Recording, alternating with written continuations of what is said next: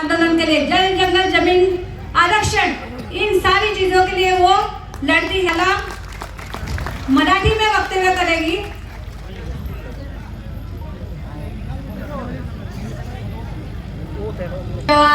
जय आदिवासी। मी महाराष्ट्रात आलेले, माझं नाव बेबीताई तेलव। इकडे बसलेले सर्व माझे बंधू आणि भगिनी, 33वा एकता परिषद। तर मी काही इतकी शिकलेली नाहीये आणि इतकं मोठ्या स्टेजवरती येणं म्हणजे आराधी बाईचं आणि शिकलेल्या महिलांचं म्हणजे खूपच बदल असतो।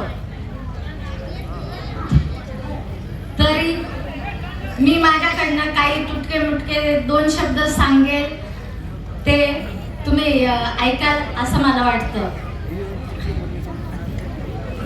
माझं म्हणजे मी महाराष्ट्रातनं आलेली एक महिला धांदूक फडकीवरती, म्हणजे हा माझ्या समाजाचा पेनाव आहे। आता सगळे बरेच जण बघत होते नाही का हे, पण महिला सक्षमीकरण करण्यासाठी आम्ही अडाणी बाया पुढे येतो। तर आज कितीतरी महिला शिकलेल्या आहेत आणि गव्हर्नमेंट सर्व्हिसला आहेत। तर मला असं वाटतं का त्यांनी पण आम्हाला आधार लावला तर आम्ही ग्रामीण भागातल्या खूप महिला सक्षम करू असं मला वाटतं। कारण का तर ज्या शिकलेल्या महिला आहेत त्यांनी काय केलेलं आहे, ज्या सिटीत राहणाऱ्या महिला आहेत त्यांनी तिकडच्या रूढी परंपरा, जे सण वार, जे देव देवता आहेत आणि महिन्याचे गुरुवार पण करतो आम्ही, सगळे देव पुजतो। पण आदिवासी समाजातल्या महिला जल जंगल जमीनच पूजत असतात। हे कधी आदिवासी महिला विसरू नका, कारण तुम्ही शिकल्या आणि तुम्ही सर्व्हिसला लागल्या याचा अर्थ असा नाही का तुम्ही काहीतरी क्लास 1 अधिकाऱ्याच्या पोस्टवर आहेत तसं समाजात आणू नका आणि दाखवू नका।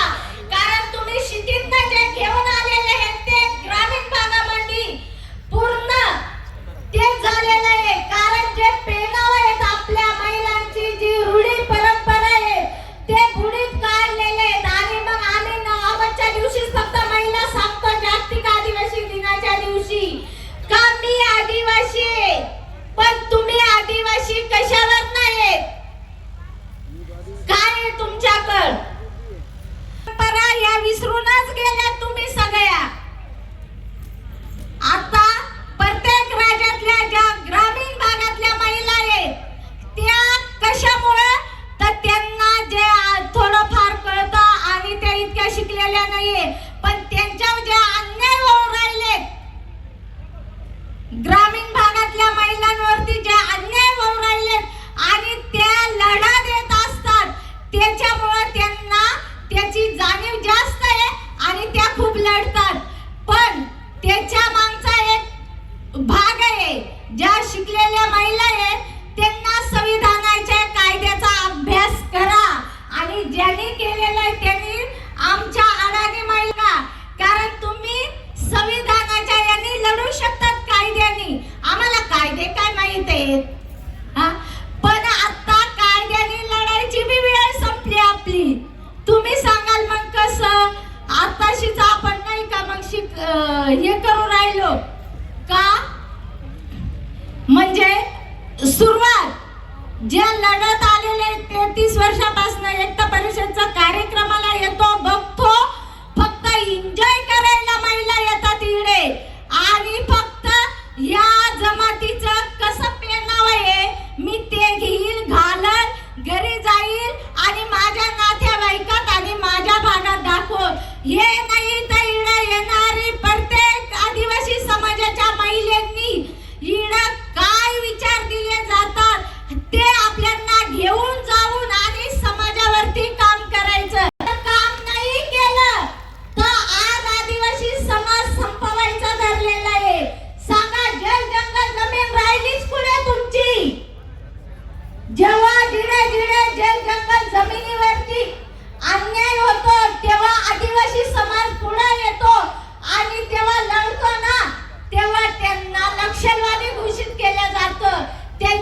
आम्ही केसेस होतात. आज आमच्यासारखे आम्ही जमिनी वाचवायला जातो. मी महाराष्ट्रातनं आलेले, नाशिक जिल्ह्यातनं तुम्हाला सांगते, आमच्या भागामध्ये पर्यटन स्थळ म्हणजे आता तुम्हाला रस्ते चांगले पाहिजे. आपल्या पूर्वजांना रस्ते लागत होते का? आज लागतात का आपल्याला रस्ते? काय आहे? जल जंगल जमीन आपलीच आहे. आपण काय सरकारची आहे का? नाही, आपलीच आहे. मग काय या लोकांनी आपले हाल करून ठेवलेले? आपल्या जमिनी हे ठरवणार, हे घेणार, यांच्या कंपन्या उभ्या करणार, तुम्हाला रोजगार देतो. कोणत्या महिला कामाला लावलेले आहेत यांनी? जेव्हा आमच्या जमिनी घेतात तेव्हा सरकार काय सांगतं? आम्ही तुम्हाला रोजगार देऊ, तुमचे मुलं कामाला घेऊ. अरे मुलं काय कामाला घेतले? जर ज्याच्या जमिनी घेतल्या ग्रामीण भागात त्यांचे मुलं आणि मुली जर त्यांचं क्लास होणं म्हणजे वरच्या लेवलचं शिक्षणच त्यांनी घेतलेलं नाही आणि ते अंगठे टेकवणारे, कारण शाळाच नाहीये तिथे. 4थी पर्यंत आणि 7वी पर्यंत तिथे यांचे शिक्षक नाहीयेत शिकवायला. पोरं काय शिकणार आहेत? आणि पोरं जेव्हा कामाला घेतात, हे काय कामाला घेणार आहेत तेव्हा हे ढिंगऱ्या पाळतात. आज पेसाचे आपल्या आदिवासी समाजाचे कितीतरी मुलं मुली परीक्षा देऊन त्यांचं सगळं हे होऊन आणि ते त्यांना ऑर्डर देऊन तरी त्यांना कामाला घेतलं नाही. आता नाशिकमध्ये बघा, वर्ग 3 वर्ग 4 चे पण एवढे शिकलेले होते तरी ते काय बोलतात, ATC झालेले काय हे झालेले का? आपला आदिवासी मंत्री काय बोलतो? आज आपल्या जमिनी घेतल्या, एवढं शिकून परीक्षा दिल्या त्यांनी, त्यांना नोकऱ्या नाही देऊ राहिले, त्यांना घरी बसवतात. तुमच्या जमिनी घेऊन हे लोक देणार आहेत का नोकऱ्या? अंगठे टेकवणार आहेत ना? याच्या मोबदल्यात काय देतात हे आपल्याला? काहीच नाही. जेव्हा आम्ही आमच्या गावच्या जेवढा माझा महिला संघटन आहे आमच्या तालुक्याचं, आम्ही जेव्हा पूर्ण तालुका कब्जा केला, पूर्ण जिल्हा कब्जा केला आणि तेव्हा आम्ही उठाव करतो, तेव्हा आम्हाला जेलमध्ये जावं लागतं. खोटे आरोप करून आपण त्यांना जा विचारा, पोलीस प्रशासन सुद्धा आपल्याला हे करत नाही. सोलम वांगचुकला बी टाकलं जेलमध्ये. सोलम वांगचुक आपण जे हे खोटे आरोप करता आपल्याला जेलमध्ये टाकतात. पण असं नसतं. जी आदिवासी समाजात जिच्या अंगात आदिवासी रक्त आहे, कोणतीही ती नारी असो, ती कधीही तिला जेलमध्ये टाको किंवा काही करो, ती कधीच मागे सरकणार नाही. कारण आपल्या क्रांतिकार महिला पण झालेल्या आहेत. राणी झलकारीबाई, राणी दुर्गावती, त्या तर शिकलेल्या पण नव्हत्या, त्या लढल्या म्हणून आलेल्या सर्व महिला बसलेल्या आहेत. नाही तर तुम्हाला काय होतं? अधिकार कुणी दिला असता? यांनी नसता दिला.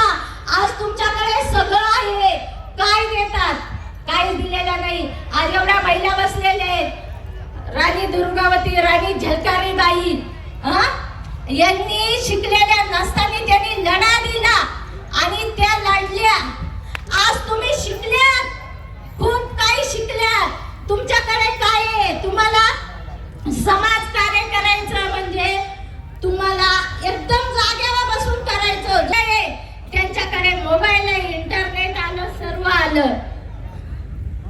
तुम्ही केलं पाहिजे ना बसून. तुम्हाला आमच्यासारखं नाही. आम्ही अडाणी महिला, आम्हाला पैसे खर्च करून गावोगाव जाऊन आणि वेळ बघून महिलांचं, आणि तेव्हा समाज प्रबोधन करावं लागतं, तेव्हा महिला संघटन होतं. पण जेवढ्या शिकलेल्या महिला आहेत तेवढ्यांना फक्त मोबाईल वरती संध्याकाळी 5 ते 5 मिनिटं किंवा अर्धा तास पण लागणार नाही तुम्हाला महिला संघटन करायला. जेव्हा आम्ही ग्रामीण भागातल्या अडाणी महिला आणि शिकलेल्या महिला जर सिटीतल्या एवढ्या जर एकत्र आल्या तर ह्या भारतात काय नाही राहणार. सगळ्यांना आपण पाडू शकतो आणि आपलं सगळं येऊ शकतं.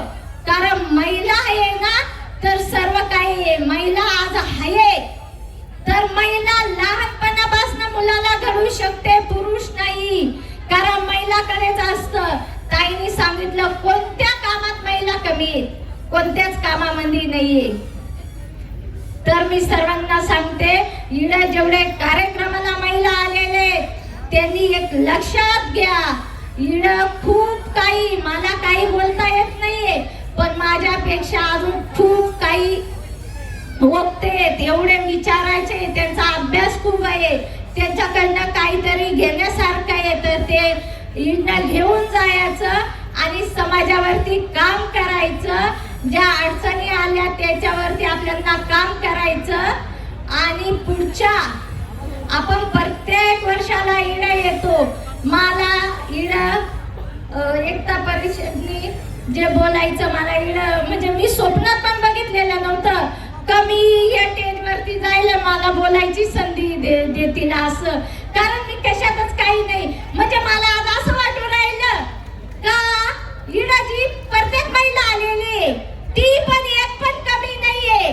म्हणजे मी बोलते याच्यापेक्षा मग काही असो, पण ते आमच्यापेक्षा पण त्यांच्याकडे काहीतरी इडं देण्यासारखं आहे, ते पण आम्ही घेऊन जाण्यासारखं आहे, कारण आम्ही ते जपून नेऊ आणि खूप काही काम करू.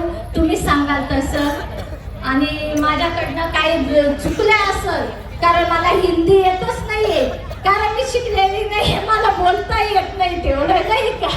सगळे बोलत असतील ही बाई आली काहीतरी समाजावरती, जे आपल्या आदिवासी समाजावर अन्याय होता आणि त्या अन्यायाला संघर्ष करता करता मी इथपर्यंत आले आणि मला एवढ्या मोठ्या स्टेजवरती आज उभं केलं. मी म्हणजे मला कळालं तसं मी विचार करते, इतकं मोठा स्टेज, इतके लोक, मग मला बोलता येतं का नाही, पण म्हटले जाऊ दे, पण त्या पण माझ्याच महिला आहेत, ते सगळे माझे बंधू भगिनी, म्हणजे सर्व आपला समाज आहे, त्याच्यात मला भीती कशाची आली बोलायची, आपण का कोणाच्या चोऱ्या केलेल्या आहेत का. मग मी म्हटले मी बोलाल, जे येईल ते बोलाल, कारण कसं आहे, मला बरेच जण बोलले ए तुला मराठीचे येते, तुला काय बोलता येतं का. मी म्हणले जाऊ दे, मी एंट्री करून येते पिक्चर मध्ये, नाही का, जातात तुझं आईकडनं जातात तिकडनं येते, कशी मी इकडनं जाईल तिकडनं येईल म्हटले. तर सर्व ताईंना मी एकदा वापिस सांगते का मी लक्ष्मी दीदीला तर खूप वर्षापासून ओळखते, कधीतरी मला स्टेज भेटेल का, कधीतरी बोलायला भेटेल का, नक्कीच आज दीदी तुझ्या सोबत मी पण आहे. आणि असंच शेवटच्या श्वासापर्यंत मी समाजासाठी काम करणार आहे. माझ्यावरती किती संकट येवो, काही हो, पण शेवटच्या श्वासापर्यंत मी लढणार आहे आणि सर्वांना लढावंच लागणार आहे, कारण आज आपल्याला आता वेळच राहिलेली नाहीये. कागदपत्र करायचे आणि आपण लढायचं. आता डायरेक्ट आमनी सामनीची लढाई आलेली. माझ्या मुलीचं लग्न होतं 8 दिवस, समजा का असायचं, म्हणजे गावात एक म्हणजे 7वी मर्डर झाली हो का, असं झालं, कारण बिल्डरांनी पूर्ण जमिनी घेतल्या ना, आदिवासी समाजाला काहीच राहिलेलं नाही, फक्त घरच शिल्लक आहे आमच्या भागात, कारण ते घर बी 50% लोकांनी घेतलेले, 50% आणि आता विचार करा तुम्ही का 50% लोकांना घरे, 50% लोकांचे घर दुसऱ्यांच्या नावावर झाले, जमिनी दुसऱ्यांच्या नावावरती झाल्या. मग आता जर कधी जर आमच्या गावात हकललं तर आम्ही कुठे जाणार, कारण फॉरेस्टर ते घुसूनच देत नाही, कारण ते बोलतात आमची आहे, ज्या नावावरती उतारे होते ते दुसऱ्यांची झाले, घर दुसऱ्यांचे झाले, मग जायचं कुठं. मग असं करता करता खूप संकट आले आणि जेव्हा मी उठाव करायला लागले ना, तेव्हा बिल्डरांना असं वाटलं का आता आपलं काहीच राहिलं नाही. कारण का काहीच राहिलं नाही, का आता उठाव करायला आले, आपण एवढे पैसे खर्च केले, यांच्या जमिनी यांना द्यायला लागतील का काय, मग आपलं काय. मग यांनी काय केलं, पूर्ण पोलीस प्रशासन त्यांचं करून घेतलं, कारण त्यांच्याकडे पैसा आहे, आपल्याकडे आर्थिक नाही आहे. आदिवासी समाजाकडे आर्थिक नाही कमजोर आहेत आपण, म्हणजे कमजोर नाहीये. या भारतात जर बघितलं तर आदिवासी एवढं पैशावाला कुणीच नाहीये, कारण जे आदिवासींकडे ते दुसऱ्यांकडे नाहीयेत आणि आपण हे मालक आहेत, हे बाहेरून आलेले सगळे. तर हे करता करता ते काय, त्यांनी मला पोलिसांनी माझ्यावरती गुन्हे दाखल केले, मला दुसऱ्या म्हणजे माझ्या जिल्ह्यातनं नाही दुसऱ्या जिल्ह्यातनं उचललं आणि जे माझ्यावरती गुन्हे दाखल होते ना, त्यांना ते गावामध्ये सोबत ते बैठकीला बसायचे, तरी त्यांना काहीच केलं नाही आणि मला दुसऱ्या जिल्ह्यातून उचलून आणलं. म्हणजे किती भीती असेल त्यांना, विचार करा आदिवासी म्हणजे हा त्या आणि त्यांना असं वाटलं का आता ही गेल्यानंतर ना ही शांत बसेल, हिला काही नाही म्हणशील, जराशी चिपून आणली का. मग मी काय केलेलं आहे, तिला नेलं मस्त, काहीच नाही. याच्या पुढे माझ्यावरती वेळ आली अशी कोणत्याही आपल्या आदिवासी समाजाच्या महिलावरती वेळ येईल तर कधीही घाबरून जाऊ नका. कारण का तिला गेल्यानंतर काहीच नाही करती, ते हंती मारती नाहीये. पण ते पुरुष जरनी त्यांच्या यांनी ते जेलमध्ये टाकतात आपल्यांना, ते आपले माणसं असतात, ते वकील देऊन जामीन देऊन आपल्यांना बाहेर काढतात. आणि त्यांना मग असं वाटलं का ही आता जेलमध्ये जाऊन आल्यानंतर ही शांत बसल, हिला जमीनही नाही लागणार आणि हिला काही घरही नाही लागणार. पण त्यांचं चुकीचं समज आहे का आदिवासी समाजाचं जल जंगल जमिनीसाठीच ते लढतात आणि ते त्यांचं अस्तित्व आहे. आमचं अस्तित्व आम्ही कधीच संपवून देणार नाही. तर त्यांनी मला जेलमध्ये टाकल्यानंतर मी जेलमधून आल्यानंतर मी अजूनपर्यंत शांत नाहीये. मी स्वतः फक्त उठाव करत नाहीये, फक्त शांत बसून पेपर करते आणि पेपरने सगळं करावं लागतं. मला याच्या पहिले असं वाटायचं का मी उपोषण केलं, मोर्चे काढले, सगळ्या गोष्टी केले, पण त्याला कुणीच घाबरत नाही. तर आता पेपर पण आपल्याला कागदपत्री कायद्याने चालावं लागतं, कारण संविधानाने आपल्याला अधिकार दिलेला आहे. आणि संविधानाच्या याच्यावरती अजून खूप काही बोलायचं होतं, पण मला एवढं मांडता बी आलं नाही. आणि काही माझ्याकडनं चुकलं असेल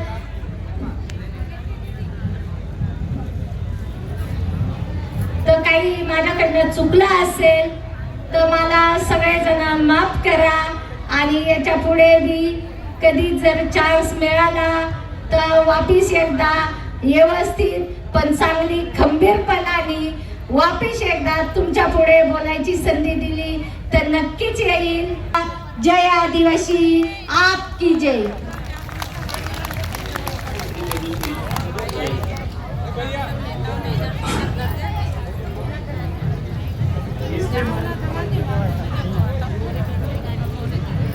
विधायक मैडम मंजू जी हमारे बीच